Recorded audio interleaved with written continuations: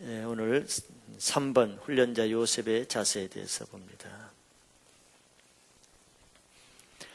1번 야곱의 가정이 어떤 어려움을 겪습니까?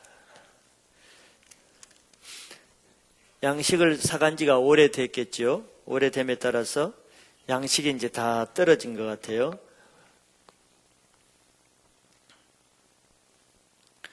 떨어졌는데 문제는 양식을 사러 갈 수 없는 문제가 생겼죠. 왜 사러 갈 수가 없었죠?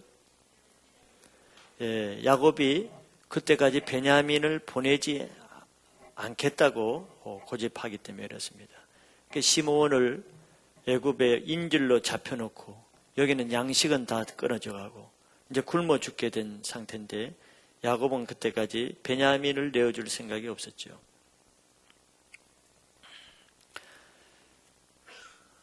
야곱은 그러면서도 그냥 내려가서 아들들이 양식을 조금 사오라고만 재촉을 했습니다. 그때 유다가 일어나서 그렇게는 안 됩니다. 베냐민을 데려가지 않으면 우리는 갈 수가 없습니다. 야곱은 굉장히 지금 절정에 달했습니다.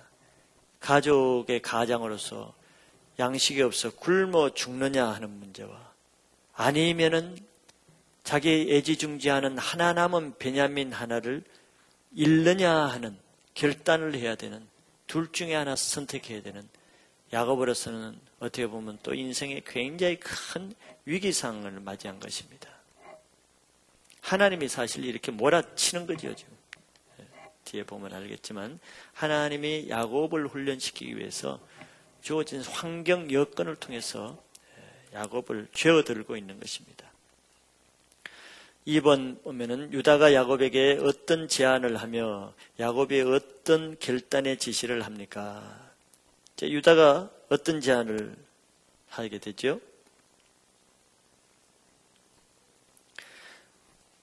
자기가 베냐민의 생명을 담보로 책임을 지겠다고 했죠. 즉 아버지 앞에 자신의 먼저 헌신을 결단하는 모습을 보입니다. 저는 위대한 결단만이 위대한 인생을 만들 수 있다고 저는 많이 말하고 있죠. 유다는 굉장히 큰 결단을 한 것입니다. 아버지 앞에, 하나님 앞에. 하나님은 유다의 헌신을 보시고 또 하나님의 그 헌신을 쓰시는 것입니다.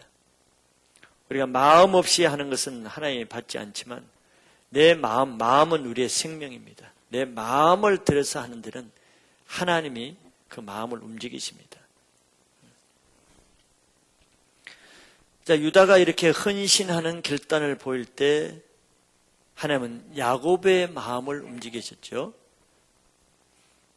야곱의 결단의 지시가 일어나는데 야곱이 지금까지는 베냐민을 바라보고 있었기 때문에 또 자기 자신을 바라보고 있었기 때문에 결단을 못했어요. 베냐민을 바라볼 때 베냐민을 결코 내어줄 수가 없어요. 베냐민은 자기 생명과 같아. 그러니까 지금까지 양식이 떨어질 때까지 결단을 못했습니다. 그런데 야곱이 결단하게 된 동기를 13, 14절에 잘 나오고 있죠. 어떻게 야곱이 그 큰 결단을 하게 되는가가 14절에 특별히 나와 있습니다.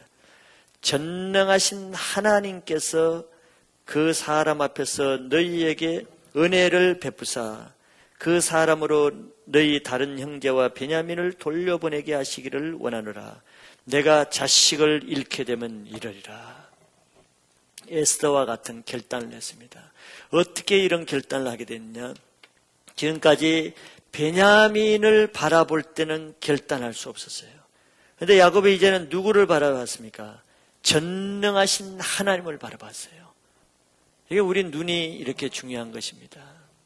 하나님을 바라보지 않으면 우리는 땅의 것을 바라볼 수밖에 없어요. 땅의 것을 바라보면 우리는 땅의 것을 놓을 수가 없습니다. 땅의 것은 욕심입니다. 자기 것이에요. 그러나 야곱은 전능하신 하나님, 베냐민도 지키고 자기 인생을 지키고 모든 자기 가족을 능히 지킬 수 있는 전능하신 하나님을 바라볼 때 베냐민을 하나님 손에 내어드리는 것입니다. 자기가 붙잡고 있던 베냐민을 내려놓는 결단을 할 때 그는 내가 자식을 잃게 되면 이러리라. 이 결단입니다. 값지 부린 것이에요. 하나님은 야곱의 이 위대한 결단을 통해서 20여 년 전에 요셉에게 주신 그 비전 약속을 이루시는 것입니다. 야곱에 있어서 베냐민과 요셉은 야곱에서는 우상입니다. 어떻게 보면 하나님보다 더 사랑하고 하나님보다 더 중시하는 것이 야곱에서는 요셉과 베냐민이었어요. 하나님은 1차적으로 요셉을 통해서 자식을 편애하고 자식에게 매였던 마음을 확 꺾었습니다. 그러나 하나님 편에서 볼 때는 아직도 베냐민에게 묶여있는, 베냐민을 소유하고 있는 그 세력이 끊어지지 않을 때 흉년이라는 이런 방법, 생활 여건, 환경을 통해서도 야곱이 끝까지 쥐고 있는 우상과 같은 베냐민에 묶인 세력을 끊는 것이에요. 아브라함에게 이삭을 결단해서 끊게 하듯이 야곱에게도 똑같은 것을 요구하는 것이에요. 베냐민을 내려놔라는 것입니다. 그러면 너희 가정에 두신 내 할 일을 하겠다는 것입니다. 자기 것을 잡고 있는 이상은 하나님이 새 일을 행하지 않습니다. 하나님이 우리에게 새 일, 새 비전을 이루시기 전에는 반드시 내가 잡고 있는 것을 먼저 내려놓게 합니다. 예수님 베드로와 야고보, 요한을 부를 때도 자기들이 잡고 있는 배와 삭군과 아비와 그물을 내려놓을 때 그들을 사도로 세우시는 것과 마찬가지죠. 우리도 마찬가지입니다. 하나님은 하나님 일에 쓰임 받을 때는 한 가지 이상 반드시 내가 잡고 있는 것을 내려놓게 하십니다. 직장이 우상인 사람은 직장을 내려놓게 하고, 자식이 우상인 사람은 자식을 놓게 하고, 돈이 우상인 사람은 그 돈을 내려놓게 한 다음에야 하나님이 그 사람의 인생을 인도하십니다. 자기 가는 길을 자기가 딱 잡고 자기 계획을 놓지 않는 이상은 그 사람은 그것이 올무가 됩니다. 우상이기 때문에 사단의 올무에 빠져요.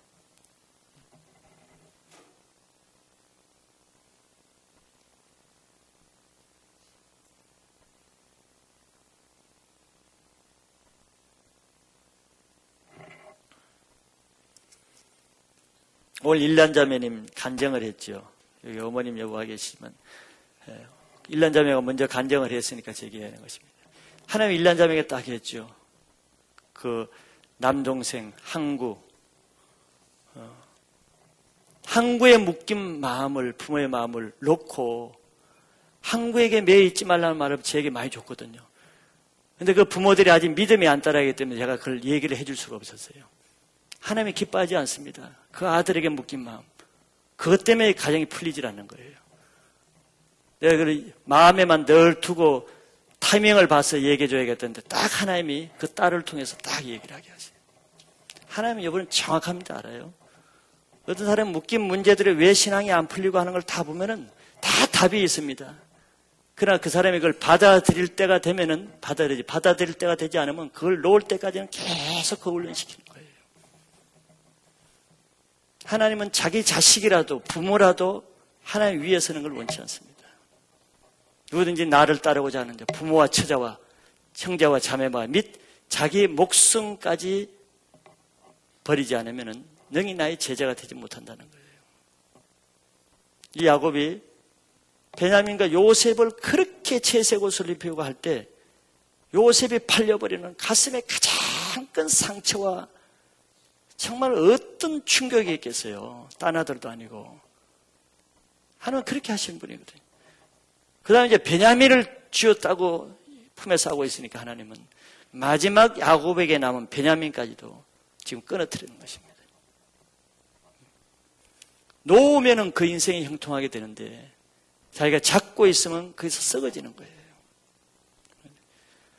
그런데 우리는 내 인생에 안 풀릴 때는 자꾸 하나님의 음성을 듣기 힘들어야 됩니다. 논리 이치적으로 자기 이론을 자꾸 주장하면 안 돼요. 그럼 올무에 빠지는 것입니다. 자꾸 하나님의 음성, 하나님이 여기 두신 뜻이 뭔가를 빨리 내 문제를 하나님께 올려놔야 돼요. 그럼 하나님 앞에 가면은 그 문제가 아무 문제가 안 됩니다. 내 인생에 하나님께 맡겨졌는데 무슨 문제가 되겠어요? 이렇게 하든 저렇게 하든. 이 땅에 있는 내 문제를 내가 안고 있으니까 온갖 하나님의 은혜를 베풀어줘도 내 문제는 항상 문제. 아무리 많은 능력 은혜를 줘도 내 문제는 항상 내 문제. 이게 인생의 저주입니다. 하나님은 이 베냐민을 통해서 야곱에게 지금 이런 훈련을 시키는 것이죠. 3번에 요셉의 청지기에게 그 형들을 어떻게 대우하게 했으며 이때 그 형들의 반응이 어땠습니까?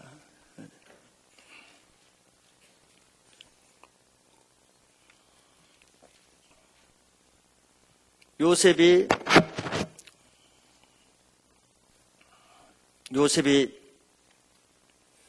형들을 어떻게 대우하게 했죠? 청지기에게.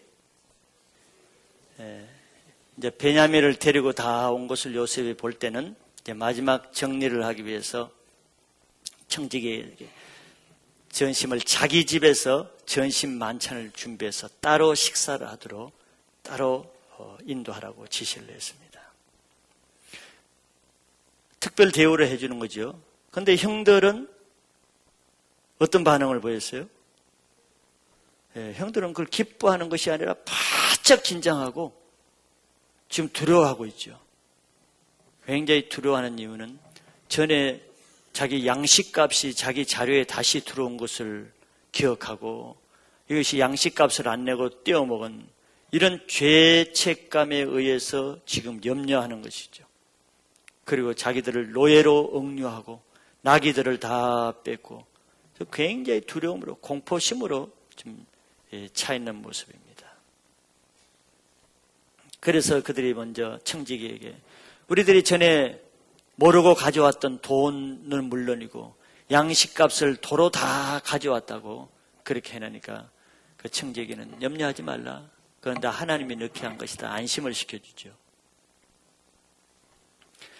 형들이 보통 형들이 아닌데 이렇게 벌벌 떨 형들이 아닌데 그들이 오랫동안 요셉에 의해서 훈련을 통해서 극도의 양심 훈련을 받은 것입니다. 형들이 양심에 무디면 나 그거 못 봤다. 언제 돈자리에 돌아냐 딱 잡아떼는 것입니다. 옛날 같으면. 그러나 요셉의 형들은 극도의 고난과 상한 마음을 통해서 양심이 많이 회복되어 있는 것이죠. 고난을 통해 우리 마음을 낮추고 순수하도록 정화하는 역할을 합니다. 고난이 제일 큰 훈련이에요. 어떻게 보면. 제일 싫은 것이지만 영적 훈련에 고난은 절대적인 훈련 도구입니다. 우리는 죄는 우리 육신을 타고 들어오거든요. 그렇기 때문에 육신의 고난이 없으면은 무슨 말씀이 되겠습니까? 죄를 이길 힘이 없게 되는 거예요. 육신이 고난이 없게 되면 죄가 내 몸을 다스리게 됩니다. 육신의 고난이 없어 봐요. 게으르게 되고 정욕적이 되고 교만하게 되고 나태하게 되고 무기력하게 되고 영성이 죽어지는 것입니다. 신기할 정도로 고난과 신앙의 문제는 밀접하게 연결되는 것입니다.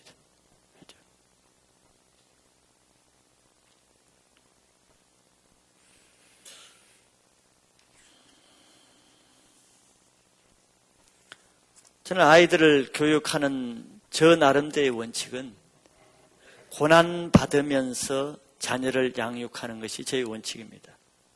제 자신이 그렇게 했다는 것이 아니고 성경을 쭉 보면 그게 맞거든요.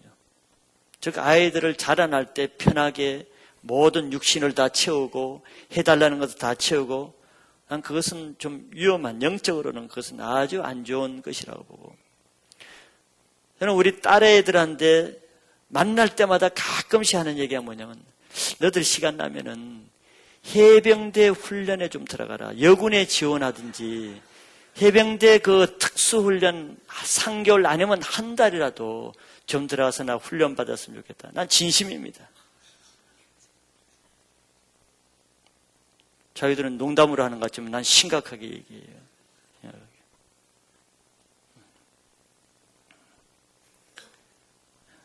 고난을 통과하지 않는 영성은 검증되지 않는 영성입니다. 즉 십자가의 통과가 없이는 부활의 능력이 나오질 않아요. 나는 소년, 소녀 가장들, 아이들, 초등학생, 중학생들 신문에 가끔 나오는 보면 참 그 어린 아이들인데 그들이 얼마나 성숙하고 사고방식이나 생활 전선에서 세상을 보는 눈이나 얼마나 성숙한지 몰라요. 고난을 통해서. 고난이 그들을 성숙하게 만든 것이죠.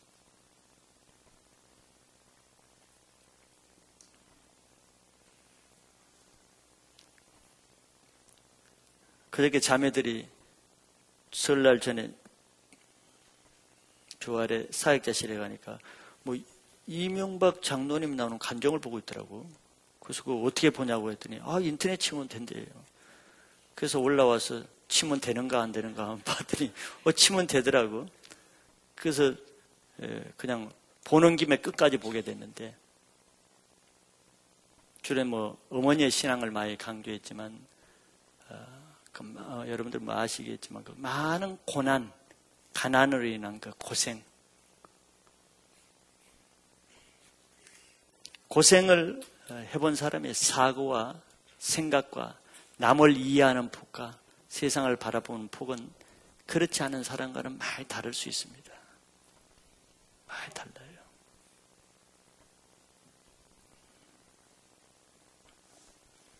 사단이 가장 싫어하는 것이 고난을 피하도록 하잖아요. 현대 교회가 왜 무기력합니까? 모든 것을 편리 위주로 하잖아요. 성도들이 누리는 위주로 해준다고. 육체가 원하는 쪽 위주로 해준다. 그게 은혜라고 생각하는 거지. 그러니까 훈련받는 것은 이상한 신앙이 되는 거예요. 사단이 교회를 무기력하게 하는 방법 중에 하나입니다.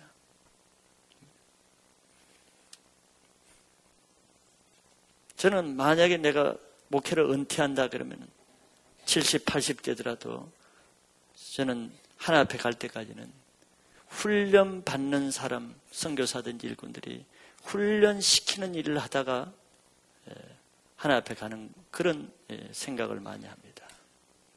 왜? 시대가 갈수록 이제 교회나 어디나 훈련이 없어질 것입니다. 보세요.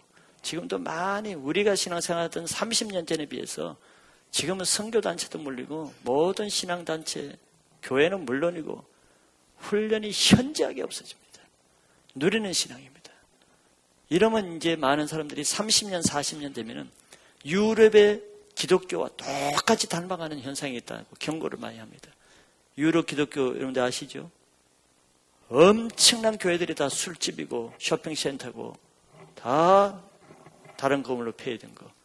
300, 400년 전만 해도 유럽 교회가 그렇게 청교도 정신을 넘쳐나는 교회가 폐허가 됩니다.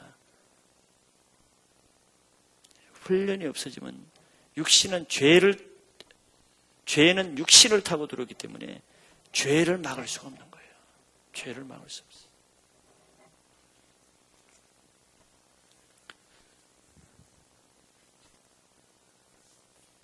하나님 자신이 우리를 얼마나 훈련하는가 보세요. 하나님 자신이 예수님 자기 아들을 얼마나 훈련시키는가 보고 또 예수님이 다른 사람을 또 사도들이 자신이 어떤 훈련받는 삶을 사는지 보세요. 육체적으로 사도 바울을 보세요. 선지자들을 보세요. 이게 하나님의 원리입니다.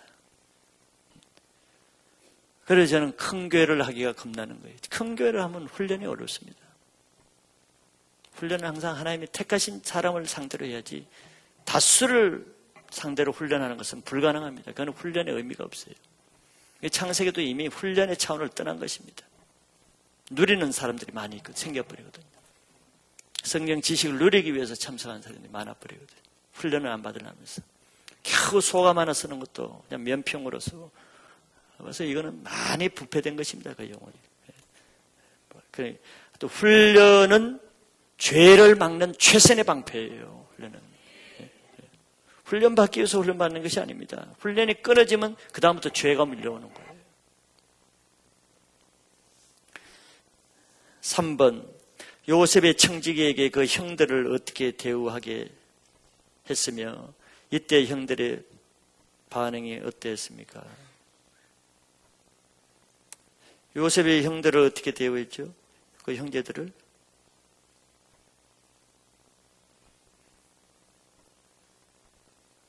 이거 했나요? 그때 가만히 계신 거예요. 나를 시험하기 위해서. 사업을 한 차례네. 형들이 요셉을 어떻게 대합니까?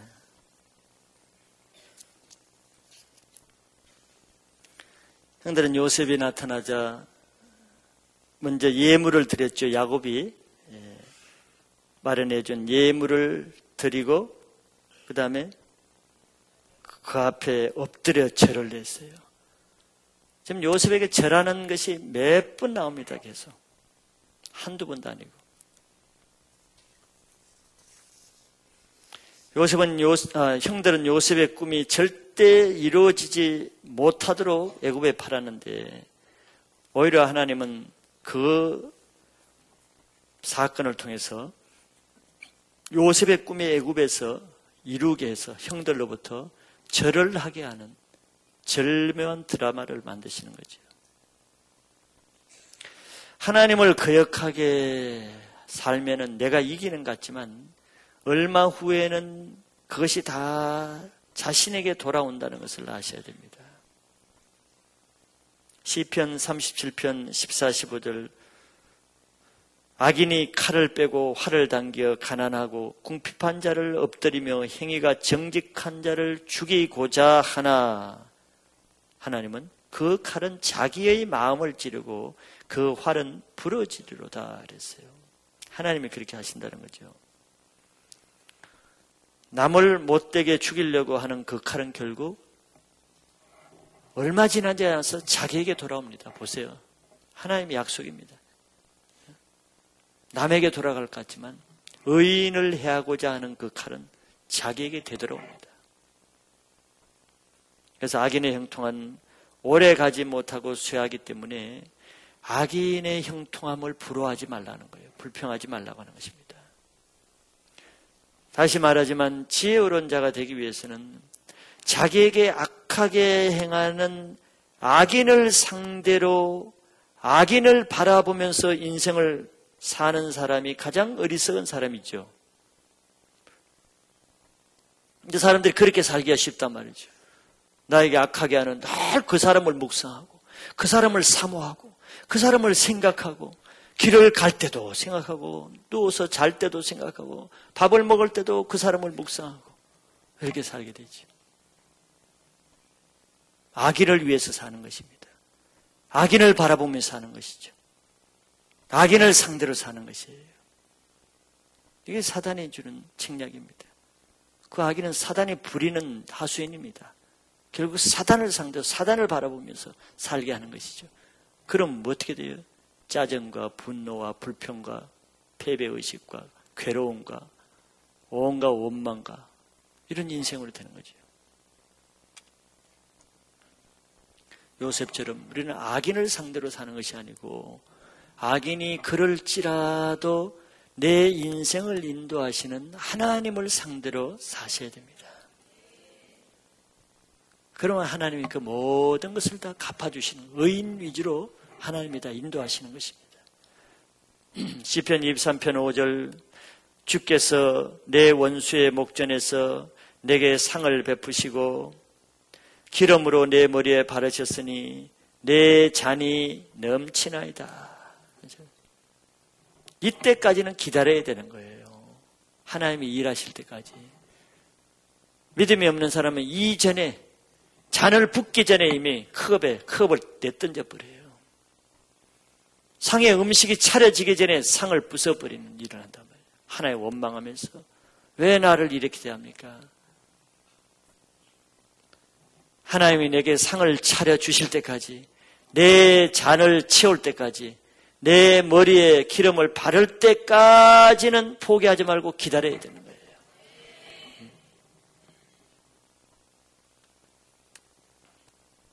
5번 요셉이 형들에게 어떤 질문을 하며 형들이 어떤 자세로 대답합니까?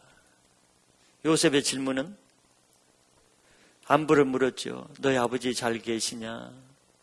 지금까지 생존해 계시냐? 얼마나 가족을 사랑하면은 그 소식을 들을 때 마음이 얼마나 타오르고 요동쳤겠어요. 보고 싶은 마음, 아버지를 생각하면은. 그러나 전혀 또 내색하지 않고 다 물어봅니다. 거기에 대해서 형들의 자세는 어떻게 나타나죠?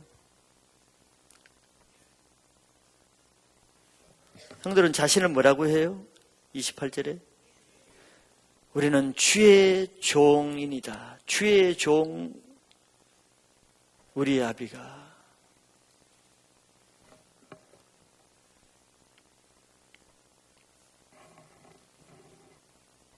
자신과 그 아버지가 다 주의 종이라고 말하죠. 예언은 1.1획도 바뀌지 않고 그대로 응답되고 있어요. 애굽의 요셉을 종으로 팔았던 형들이 이제는 종으로 판 그 종에게 자기들이 요셉의 종이라고 스스로 고백하는 거예요. 그리고 또 아버지가 평안하고 생존해 있다고 대답하면서 또 어떻게 했어요? 절을 안 해도 될 것 같은데 또 절을 했어. 절하는 게 재밌나 봐. 계속 절을 해요. 계속. 11볕단이 계속 요셉의 볕단을 해서 계속 절을 하는 거예요.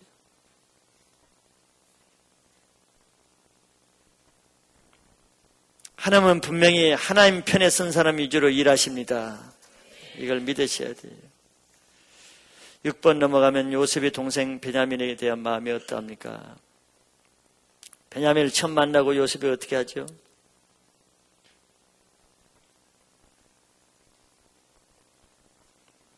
하나님의 이름으로 먼저 축복하지요.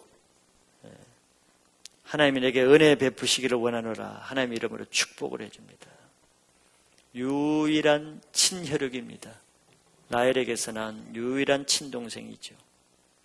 얼마나 마음이 간절했겠어요. 그러니까 동생을 보는 순간 마음이 타올랐죠. 그러니까 어떻게 했다 그랬어요? 그때도 눈물을 보이지 않으려고 급히 안방으로 들어가서 실컷 울고 나서 눈이 퉁퉁 부어가지고 또 내색을 안고 나왔다 그랬죠. 요셉도 훈련자 위치에 있지만 요셉도 평범한 한 인간이요. 인간성을 가지고 똑같은 우리와 같은 감정을 가지는 똑같은 사람입니다. 단지 하나님 앞에서 한 사람을 위해서 자기 인간적인 감정과 자기 인간성을 부인하는 것뿐이에요. 즉 인간미가 없고 사랑이 없고 감정이 없어서 이렇게 하는 게 아니죠. 즉 우리는 하나님의 뜻을 행하고 하나님의 영적인 훈련을 감당하기 위해서는 자기 감정을 절제하고 인간적인 정의 차원을 넘어서지 못하면은 하나님의 일을 하기는 어렵습니다. 그래서 하나님의 일을 그르쳐요. 자기 감정이 먼저 앞서기 때문에. 특별히 여러분들이 영적 훈련하면은 말을 절제할 수 있는 이 기본이 안 되면은 훈련자로서는 많이 어렵습니다. 말을 하고 싶어도 안 할 수 있고, 하기 싫어도 할 수 있고, 해야 될 말을 할 수 있고, 하지 말아야 될 일을 안 할 수 있고, 긍정적인 말만 하고 부정적인 말은 안 할 수 있고, 이게 그리 쉽지 않은 걸 여러분들 아시죠? 말의 훈련이 안 되면은 다른 사람들의 영혼을 책임지기가 어렵습니다. 우리 공 집사님 오늘 소감에도 주된 것이 말인데 혈기로 판단하고 화를 내면서 말이 절제가 되면 온 몸이 온전하게 되는 거예요. 성숙한 사람입니다.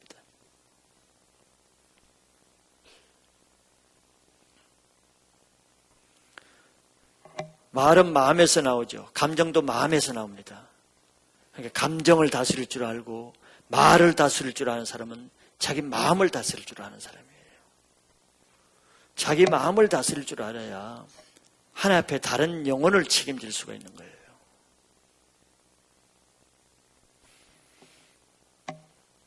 여러분들 전도는 잘하는 사람이 1년 지나놓고 보면 사람이 안 남는 사람도 가끔 있죠. 물론 은사가 틀려서 그럴 수도 있어요. 그러나 전도는 나의 열정과 구원의 기쁨으로 하는 것이지만 양육은 뭘로 하죠?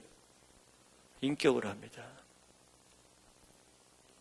전도하고 양육은 같은 하나님의 일이지만 전혀 틀리는 거예요.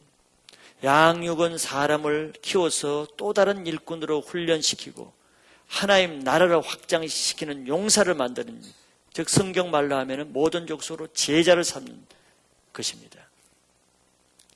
성경은 우리에게 예수님 마지막 분부는 많은 사람을 전도하라, 이게 아니에요. 이게 아니죠.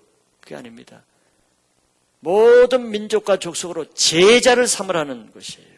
제자를 삼는 것은 바로 이게 훈련이요 양육입니다. 그러려면 내가 먼저 제자가 돼야 되는 거예요. 근데 훈련은 인격으로 되는 것입니다. 인격. 아까 콜트 하면서 제가 인격을 언급했는데, 아무리 믿음이 좋고 신앙 경륜이 있어도 신앙 인격이 훈련되지 않으면 나를 통해서 또 다른 제자가 남질 않습니다. 다른 한 죄인을 감당하는 것은 지식도 아니고 능력이 아닙니다. 죄인의 인격을 감당할 수 있는 예수 그리스도의 인격이 있어야 죄인이 훈련되는 거예요.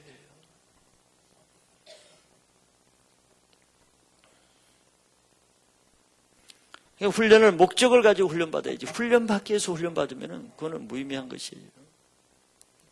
우리는 제자가 되기 위해서 훈련을 받고, 제자가 되려는 목적은 또 다른 제자를 세우기 위해서 제자가 되는 훈련을 받는 것입니다. 그래서 훈련받은 요셉이 또 다른 형들을 훈련시켜서 세우는 일을 감당하는 것을 우리가 보고 있는 것이죠.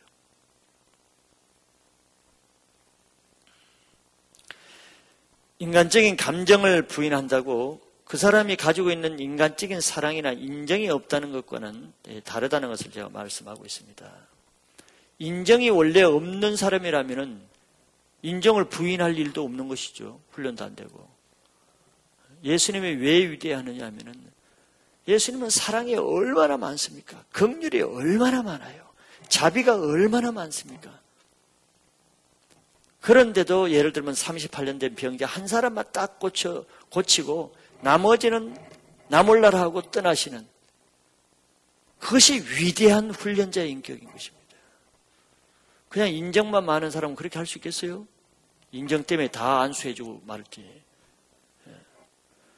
인정이 사람을 돕는 것이 아니고 사람을 변화시키는 것은 하나님이기 때문에 하나님 앞에 자기 마음을 순복할 수 있는 사람이 남을 훈련시킬 수가 있는 것이죠. 그래서 하나님의 사랑이 강한 사람이 인간적인 자기 인정이나 감정을 부인하는 것도 잘합니다. 하나님의 사랑에 자기 따라 움직이기 때문에. 하나님의 사랑이 약한 사람이 인간적인 사랑 감정에 의해서 좌우되게 되는 거예요. 그게 인간적인 사람이라고 말한 거죠.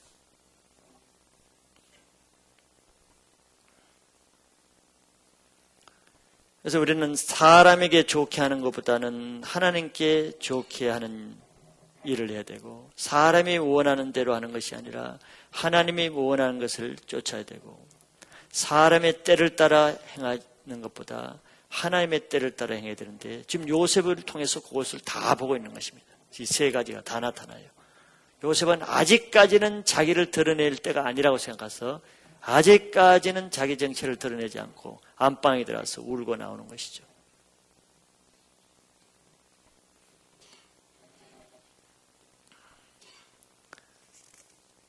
(8번) 마지막 문제죠. 요셉이 식탁을 어떻게 배열하며, 여기 7번 요셉의 식탁을 어떻게 배열하며, 여기서 형들을 훈련시키는 요셉의 자기 부인의 자세가 어떠합니까? 여기에서 형들의 변화된 모습이 어떻게 나타납니까? 먼저 식탁 배열을 어떻게 했어요? 장유의 차슬을 따라서 했다 그러죠. 장유는 나이 순대로 했다는 거예요. 루벤부터 해서 순서대로. 그러니까 이 형들이 굉장히 놀랬겠죠. 야, 이 점쟁인가 보다. 기가 막히게 하네. 순서대로 딱 앉히니까. 굉장히 놀랐죠. 이상히 여겼더라. 그래서 놀랐다는 것입니다. 그리고 또 하나 특이한 점은, 그래 다 배열한 다음에 어떻게 했어요? 네, 음식을 똑같이 나누지 않고, 이때는 장유서대로 하지 않죠. 장유서대라면 장남에게 음식을 2배로 줘야 되거든. 구약에는 장남은 더블 포션, 유산이나 모든 것을 2배로 받게 되어 있어요. 그런 질서를 보면은 루벤에게 2배를 줘야 되는데, 그러지 않고 반대로 했죠. 맨 막내인 베냐민에게 모든 음식에 반찬이나 이런 것을 5배로 줬어요. 5배를. 베냐민이 어떻게 대식가라서 그렇게 했나요? 많이 먹으니까. 왜 그렇게 한 것 같아요? 편애하는 겁니까? 요셉도 별 수 없네. 자기 친동생에게만 더 많이 주고. 왜 그렇게 한 것 같아요? 모르면 그냥 훈련 차원에서 했다 그러면 다 맞아요. 모르면 훈련 차원에서 했다 그래요.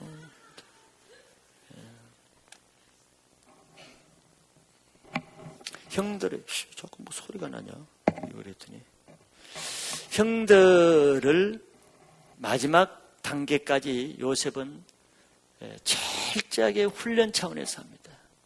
5배를 뭐 인정적으로 사사로운 베냐민이 너무 자기가 사랑하기 때문에 사사로운 감정을 준 게 아닙니다. 형들의 문제가 뭐였습니까? 시기, 질투, 미움 이런 게 문제였죠. 그걸로 요셉을 팔았잖아요. 그럼 그거는 하나님 앞에 죄이기 때문에 요셉의 지금 훈련은 그 형들에 남아있는 하나님과의 관계에서 문제되는 죄 문제를 계속 지금 그걸 처리하기 위해서 훈련하는 것이거든요. 요셉이 아비 품에 있을 때는 요셉만 채색 옷을 입었거든. 색동 옷을 입었거든.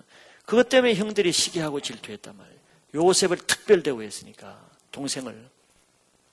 이제 그런 문제를 마지막 테스트하기 위해서 자기 막내 동생에게 특별 대우를 해준 거죠. 음식을 5배나 준 것입니다. 예전 같으면 어떻게 했어요? 딱 정말, 야, 베냐민 가져와. 아마 이렇게 했을 것입니다.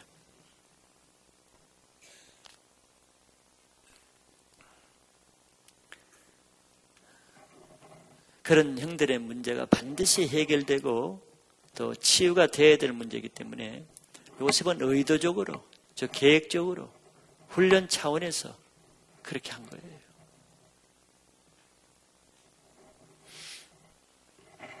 이 훈련의 체질입니다. 훈련은 남들이 나를 훈련시키기 위해서 한다. 눈치채면 훈련자의 자격이 없습니다. 여러분들 훈련시키면 그거 알겠죠? 눈치채면 훈련의 효과가 반감됩니다. 왜 그렇겠어요?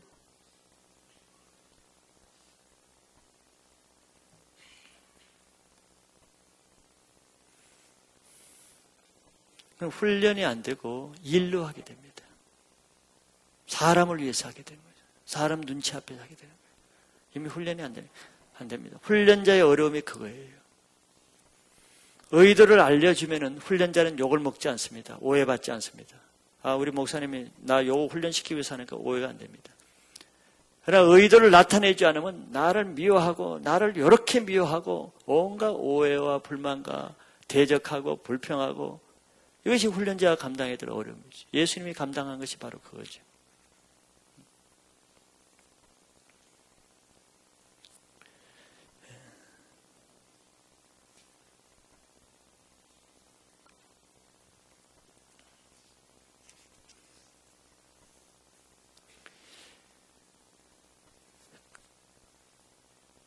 그래서 모든 의도를 가지고 우리가 작은 걸 훈련할 때도 옛날에 뭐 이렇게 할 때 뭘 하나 맡겨보잖아요. 맡길 때 애써서 뭐 이걸 설명해주고 이렇게 보다도 아무 말하지 않고 그냥 사진 전시하는 거 하나 해보세요. 이렇게 하는 거예요. 그러면 그거 하나 적은 일이지만 거기에서 그 사람의 중심이 다 나타나는 거예요. 지나가면서 한마디 턱 뭐 좀 이거 해보세요. 그러면 그거 다 나타납니다. 그러지 않고 내가 형제님 일로 와보세요. 하나 형제님을 사랑하고요. 형제는 참 믿음직하니까 이걸 이렇게 좀 해보세요. 나를 위해서 충성합니다. 그 사람은. 나에게 보이기 위해서 나에게 충성하는 거죠. 그런 충성에 누가 못해요? 사람이 잘 보이기 위해서. 그런 사람은 사람이 없으면 엉망진창 아무것도 안 하게 됩니다. 사람이 안 봐주는 일, 사람이 인정해 주지 않고 사람이 알아주지 않으면. 그러나 별로 인정해 주지 않고 턱턱턱턱 던지는 일을 해보세요. 하나님을 상대로 하지 않으면 그게 어렵습니다. 중심이 그렇게 나타나는 거예요. 요셉이 베냐민아 난 너 사랑하니까 너 5배로 먹으라 이러죠. 그럼 각 사람의 마음이 다 드러나는 것이죠. 훈련을 내가 형제님 요즘 보니까 전에는 겸손했는데 조금 교만한 거 아시죠? 예. 제가 형제를 너무 사랑하니까 형제님 이제 좀 교만 훈련을 좀 시킬 테니까 그렇게 아세요. 그거 시키고 나면 굉장히 겸손해질 겁니다. 내가 그 의도를 가르쳐 준다 그럽시다. 그래서 훈련이 되겠어요? 전혀 훈련이 안 됩니다. 교만한 훈련이 안 됩니다. 이해가 되세요? 즉 자기 인정받고 자기 욕먹지 않고 자기 갑집을 하지 않고 자기 싫은 소리 듣지 않고 인정에 매이는 사람 남을 훈련시키지 못하는 거예요. 억울한 것을 감당 못하는 거예요. 선한 일을 하고도 악한 말을 듣는 것을 감당하지 못하는 거예요. 자기가 저 형제에게 교만한 훈련을 시키면 오면은 저 형제가 내가 인정을 받고 이러면 하지만 저 형제를 위해서 말할 수 없는 수고와 욕을 먹고 악담을 듣고 배척을 받고 죽일 사람이라고 비방을 하고 다니는데도 훈련시킬 사람? 사람의 인정을 구하는 사람 그거 못하죠. 하나님을 상대로 해야만 한 사람을 훈련시킬 수 있는 거예요. 그런데 아무나 훈련시키기가 어렵죠. 자기 자식이라도 여러분들 훈련시키기가 어렵지 않아요? 예, 마찬가지인 것입니다. 그래서 하나님의 사랑을 많이 받은 사람이 영혼을 훈련시키기가 쉽지 인정이 많고 인간적인 정이 많고 인간적인 사랑이 많은 사람은 훈련 못 시킵니다. 반대로 많이 생각하는데 그렇지 않아요.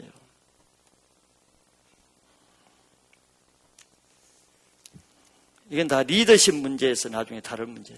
영적인 리더십 문제에 해당되는 문제. 인간적인 리더십과 영적인 리더십은 전혀 반대입니다. 세상의 리더십을 가지고 교회에서 하려고 그러면 하나님께 버림받습니다.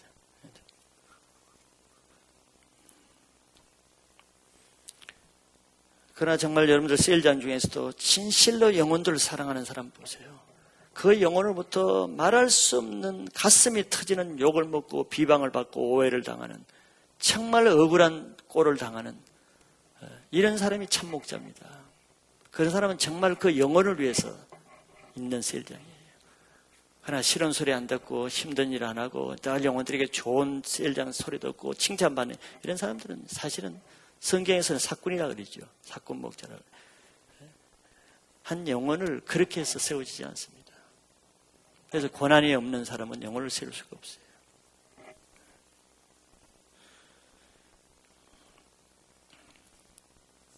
두 번째, 요셉의 자세는 요셉의 자기 부인의 자세라 그랬죠. 그래서 형들의 깊은 마음을 테스트하기 위해서 철저히 자기 부인을 하고 자기 절제를 합니다. 이게 훈련자에게 요구되는 거예요.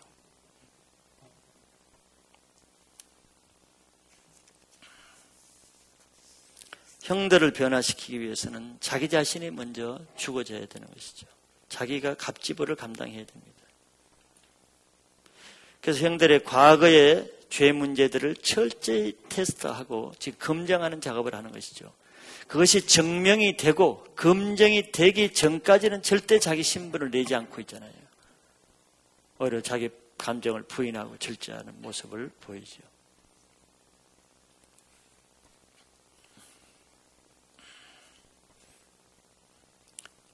그 형들의 문제, 죄 문제가 해결되지 않는데 자기 본심을 드러내서 내가 요셉입니다. 형들 그동안 고생했죠. 미안합니다. 제가 고생시켜서. 인간적인 사람은 그럴 겁니다. 자기 이해 동정을 받기 위해서. 자기는 좋을지 몰라도 그 형들의 영혼을 망치는 것입니다. 그 형들의 영혼을 사랑하는 사람은 그렇게 할 수가 없죠. 세 번째는 형들의 변화된 모습. 미 어디서 나타나죠? 예, 그렇죠. 아까 말씀드린 것처럼 형들은 베냐민에게 음식을 5배로 줬는데 예전 같으면은 시기하고 얼굴이 굳어지고 안색이 안 좋고 베냐민을 못마땅하게 쳐다보고 아마 즐거운 식사 분위기가 될 수 없었을 것입니다. 그런 시기, 질투, 미움의 문제가 남아 있었다 그러면. 그런 성경은 그런 모습이 안 나오죠. 훈련 연단을 통해서 요셉에게 과거에 행했던 그런 시기, 미움의 문제는 전혀 나타나지 않는 것을 지금 요셉이 그걸 확인하고 있어요. 검증을 하고 있는 것입니다. 자, 여기서 우리가 한 영혼, 죄인을 돕는 데 있어서 무엇이 중요한가를 보여주는 대목입니다. 지난주에도 제가 강조했지만, 그래, 신앙은 좋은 게 좋은 식이라고 해서는 신앙이 자라지 않습니다. 그냥 인본주의적인 방법이에요. 저 그냥 좋게만 해주고, 편리한 대로 해주고, 상대방을 잘해주기만 하면은 은혜가 될 것이다 하는 것은 옳지 않습니다. 신앙이 자라지 않고 또 오랫동안 신앙생활을 해도 말씀을 받지 못한다든가 또 은혜를 받긴 받는데 유지가 안 되고 금방 쏟아진다든가 은혜는 받는데 인격은 변화되지 않는다든가 말씀은 받는 것 같은데 가치관이 안 바뀌다든가 또 많은 일을 하고 봉사는 하는데 신앙의 열매는 없다든가 또 은혜는 있다고 하는데 그 안에 참 기쁨이나 자유나 예수님의 인격은 나타나지 않는다든가 이런 것들을 잘 봐야 됩니다. 이런 것들로 검증을 할 수가 있는 거예요. 양육 단계는 이것이 중요합니다. 전도는 그거 상관없죠. 그냥 전도만 하면 됩니다.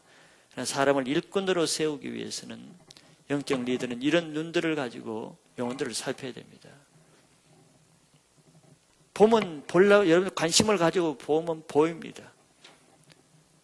이런 사람들은 이렇게 딱 보면 다 특징이 있어요. 사단이 하는 것은 다양하지 않습니다. 사단이 하는 짓은 다 비슷비슷해요. 예를 들어서 그런 사람은 찬양을 입술로 못합니다. 신앙이 자라지 않고 다시 말하면 신앙이 자라지 않는 사람에게는 자라지 않는 이유가 있습니다. 은혜를 받아도 유지하지 못하는 사람 이유가 있어요. 자기 체질이 그런 게 아닙니다. 그러면 영적 리더는 이런 것을 볼 수 있는 눈이 있어야 됩니다. 왜 그런가? 또 말씀을 계속 못 받는데 이유가 있습니다. 왜 딴 사람들은 말씀을 받는데 말씀을 못 받을까? 왜 영적인 열매는 없을까? 다른 봉사나 뭘 하는 건 잘하는데 왜 영이 열리지 않아서 그 한계에 부딪히는가? 왜 사람은 이제 얼굴이 항상 굳어있고 자유함 없이 참 평강이 없이 주의 영이 있는 곳에는 자유함이 있다 그랬는데 왜 자유함이 없는가? 왜 사람은 항상 믿음의 눈이 아니고 비판적이고 부정적이고 의심의 눈이고 불평의 눈인가? 다 이유가 있는 것입니다. 양육을 하려고 그러면은 이 문제를 먼저 처리하지 않고는 양육이 안 됩니다. 왜 사람들을 양육하지 못하는 것은 이 문제를 덮어놓고 나름대로 뭐 잘 섬겨주고 잘해주면 될 것 같지만 그런 것으로 양육이 안 된다는 것이죠. 그런 문제 중에 두 가지만 요 문제에서 제가 언급하고 오늘 문제 마칩니다. 첫째, 지난주에 말씀드린 것처럼 근본적으로는 다 죄 문제와 연결되어 있습니다. 무슨 문제든지. 신앙의 문제는 복합적이지만 결국 하나로 취합하면 죄 문제인데 그 사람에게 치명적인 아주 넘어지는 결정적인 죄 문제는 그것을 해결하기까지는 계속 이런 반복적인 현상이라 합니다. 신앙이 자라나지 않고 인격이 변하지 않고 열매가 없고 은혜가 유지되지 않고 자유함이 없고 말씀이 안 들리고 계속 반복됩니다. 금요철학 때 제가 앞자리에 있는 사람 주로 이렇게 기도를 해주는데 기도해주면 개인의 영성이 다 드러나요. 거의 안 드러내주는 것은 모르지만서도 그럼 왜 계속 기도를 하는데 변화되지 않는가? 금요 예배는 다 참석하는데 왜 지난주와 이번 주, 지난달과 이번 달이 똑같은 상태에서 그동안은 비싸지 않는 밥을 먹고 값진 시간을 보내고 이렇게 했는데 아무 신앙의 진보가 없는가 말이에요. 다 원인이 있거든요. 근데 그것을 각 사람에게 말해주기는 힘들잖아요. 영향이 안 되면 말해주면 상처가 되고 넘어지고 올무가 되고 시험이 되니까.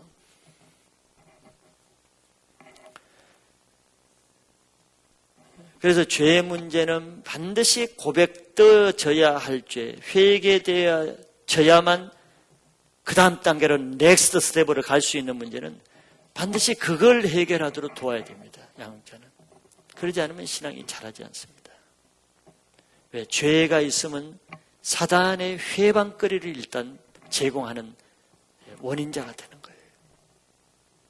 즉 사단이 합법적으로 정당하게 나를 지배하는 권리를 획득하는 것이 죄입니다. 아까 말씀드린 대로 이 거짓된 인격의 죄.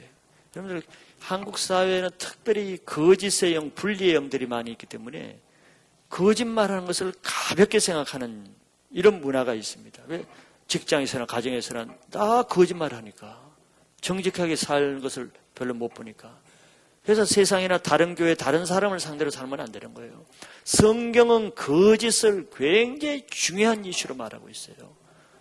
영성, 성령 사역을 정말 성령 안에 살라 그러면 거짓 문제와 같이 끼어들면 성령 사역이 되질 않습니다. 절대 빛과 어둠은 함께 할 수 없습니다. 습관적으로 거짓하고 습관적으로 속이고 습관적으로 부정직하고 이런 것은 신앙을 답보 상태에 만들게 됩니다. 그러나 이 세상에 양심적으로 산다는 것이 얼마나 어렵고 불이익을 받는가도 여러분들이 아실 것입니다. 그럼에도 불구하고 정직한 영을 유지해야만 신앙의 진보가 생깁니다. 이 교만한 거. 우리는 죄라 그러면 여러분들이 뭘로 탁 들어가요? 세상적으로. 꼭 윤리적이고 도덕적인 죄를 우선을 해요. 그거는 그렇게 첫째 우선이 아닙니다. 영적인 죄가 첫째 우선입니다. 그 중에 하나가 교만입니다. 거룩하지 않는 거, 교만한 거, 정직하지 않는 거. 하나님 앞에서는 이 죄가 제일 큰 거예요. 교만한 죄는 사단의 국보 1호이기 때문에 영적인 죄 중에 가장 심각한 죄가 교만한 죄입니다. 교만한 죄를 해결하지 않으면 신앙은 전진되지 않습니다.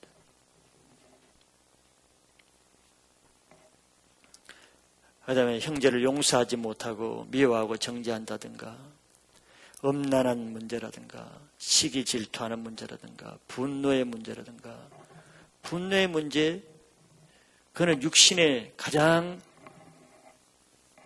첨단 분야에서 나오는 것이 혈기입니다. 성내는 거. 야고보서에 성내는 것이 하나님의 의를 이루지 못한다 그러잖아요.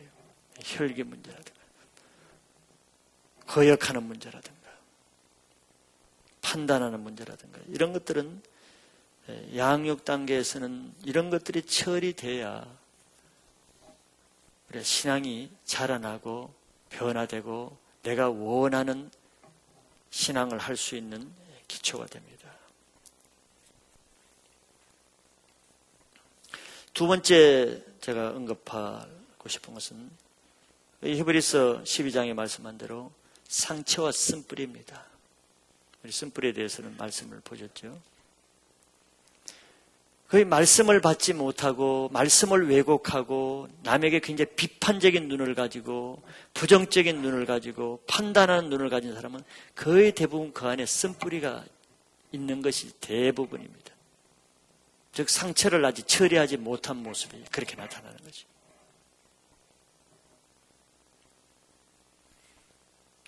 쓴뿌리는 자기뿐만 아니라 남들을 더럽히기 때문에 많은 영향을 부정적인 영향을, 나쁜 영향을 줍니다. 그래서 자기가 원하지 않는 행동을 자기가 하죠. 자기가 원하는 것이 아닌데. 또 그렇게 해놓고는 자기가 자책감과 정죄감과 열등감과 수치감에 또 시달리는 것입니다.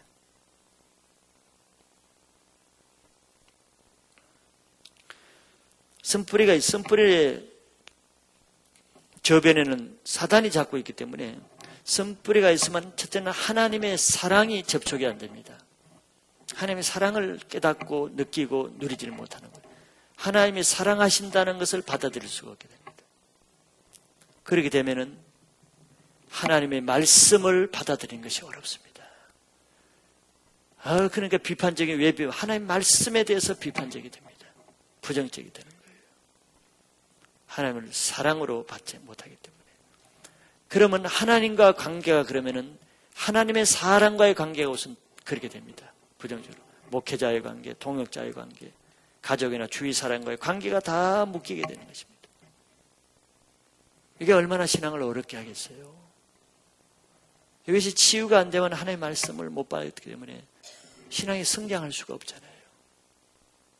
사단이 온통 그 영혼을 휘젓고 다니는 것입니다. 쓴뿌리를 이용해서, 진지를 해서. 사단이 완전히 놀이개감이 되는 거예요. 완전히 희생물입니다. 가장 보기에 안타깝고 불쌍한 사람들이 이런 사람 아니에요. 듣다 보면 쓴뿌리가 처리되지 않는 사람들. 은혜가 유지 안 됩니다. 돌뿌리가 있기 때문에.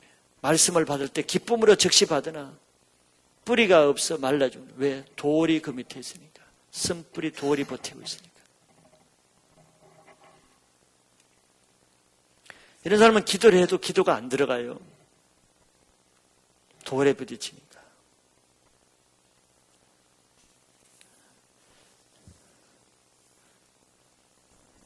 요셉이 왜 먼저 형들의 영적인 문제를 다루기 위해서 아마 수개월이 걸렸지 않나 싶어요.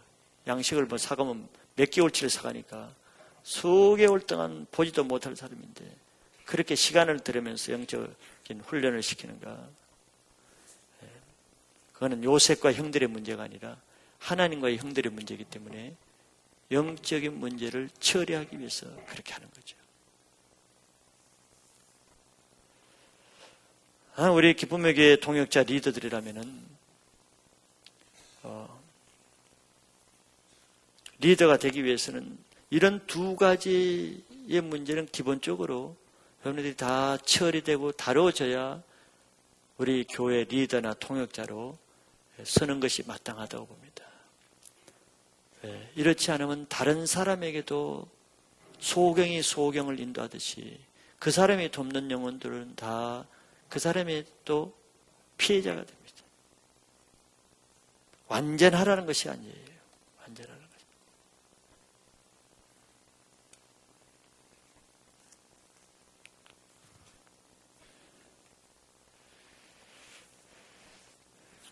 것이. 여기 내적 치유가 주제가 아니니까 형들을 어떤 것에 포커스를 맞추고 훈련하는가 보는데 그 두 가지를 제가 체크하는 것입니다.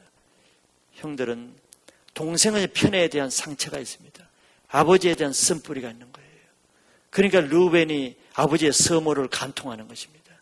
아버지에 대한 쓴뿌리를 해결하지 못하면 결국 루벤은 장자지만서도 장자권을 잃어버리게 되는 거예요. 이것까지 다 하려면 한이 없지만 그래서 제가 이 두 가지를 언급해 드리는 것입니다.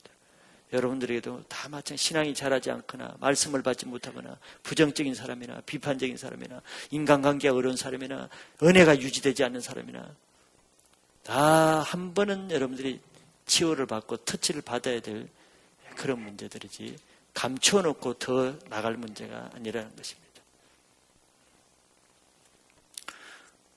마지막 8번은 여러분들이 하시는 것인데 우리는 한 영혼을 돕기 위해서는 자기 자신이 먼저 값지불을 지불해야 되고 자기 자신을 부인하는 이런 십자가를 감당해야 되고 우리는 사람에게 보이기 위해서나 사람의 형편을 봐주는 위주로 하거나 사람에게 좋게 하거나 그래서 사람에게 인정받고자 하는 목회자, 사역자는 하나님의 영적인 훈련자가 될 수 없다는 것.